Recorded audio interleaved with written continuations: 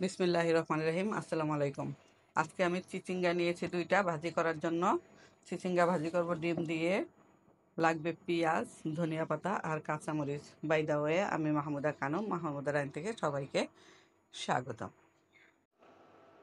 কহিগুলো কাটা হয়ে গিয়েছে, এইভাবে কেটে নিয়েছি। পেঁয়াজ পেঁয়াজ মরিচ কাটা হয়ে গেছে। দুইটা ডিম ভেঙে নিয়েছি। চুলায় একটি লোহার কড়াই বসিয়ে দিয়েছি। এখন দিয়ে দিব তেল।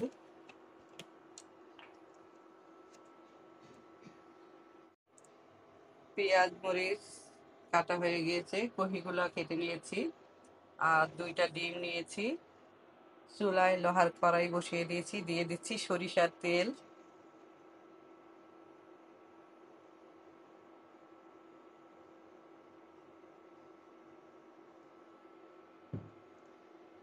দিয়ে দিচ্ছি পেঁয়াজ।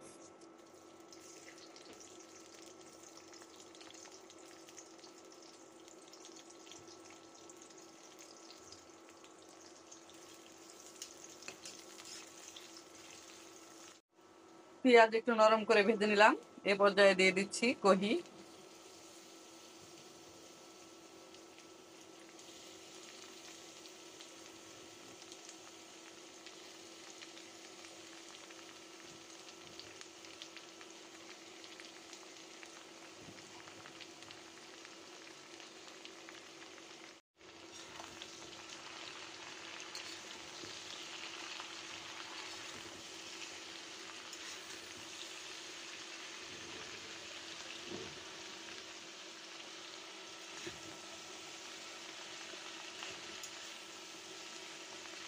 একটু নেড়ে চেড়ে দিচ্ছি।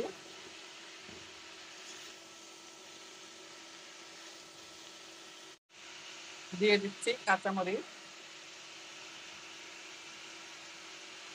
দিয়ে দিচ্ছি স্বাদ মতো লবণ।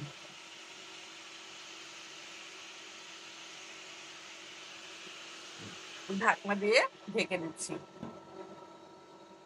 কহি আমি প্রথমে চেঁচে চামড়াগুলো উঠিয়ে নিয়েছি, তারপরে পরিষ্কার করে ধুয়ে কেটেছি। কহি অলমোস্ট সিদ্ধ হয়ে গিয়েছে। এ পর্যায়ে আমি দিয়ে দিচ্ছি ডিম। দুইটা ডিম ভেঙে নিয়েছি, ডিমগুলো দিয়ে দিচ্ছি। ডিম দিয়ে আমি 2-3 মিনিটের জন্য ঢাকনা দিয়ে ঢেকে দিচ্ছি।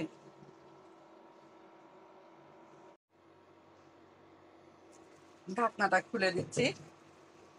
ডিম অলমোস্ট সিদ্ধ হয়ে গিয়েছে। এ পর্যায়ে নেড়ে ছেড়ে দিচ্ছি।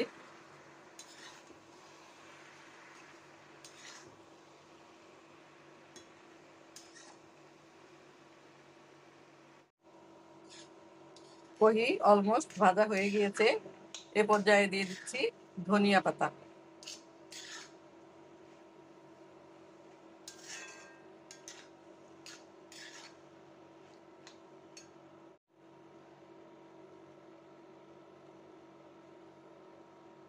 চুলাটা অফ করে দিচ্ছি।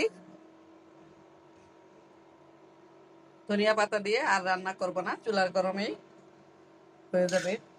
নাড়াচাড়া দিয়ে রান্নাটা শেষ করব।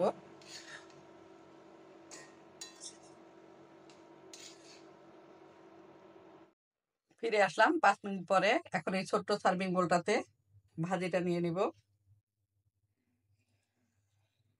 দেখতে দারুণ লাগছে, খেতে অনেক ভালো লাগবে। গরম ভাতের সাথে, রুটির সাথে, এটা যে কোনো কিছুর সাথেই ভালো লাগবে। পোলাওর সাথেও এই ভাজিটা খাওয়া যায়। কোনো রকমের বাটা মশলা বা গুঁড়া মশলা দেইনি, শুধুমাত্র পেঁয়াজ, কাঁচামরিচ আর ধনিয়া পাতা দিয়ে রান্নাটা করলাম।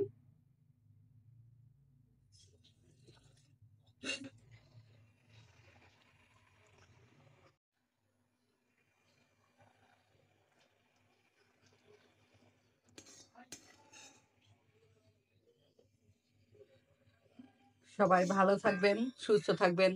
ফিরে আসবো নতুন কোনো রেসিপি নিয়ে। আল্লাহ হাফেজ। আসসালামু আলাইকুম।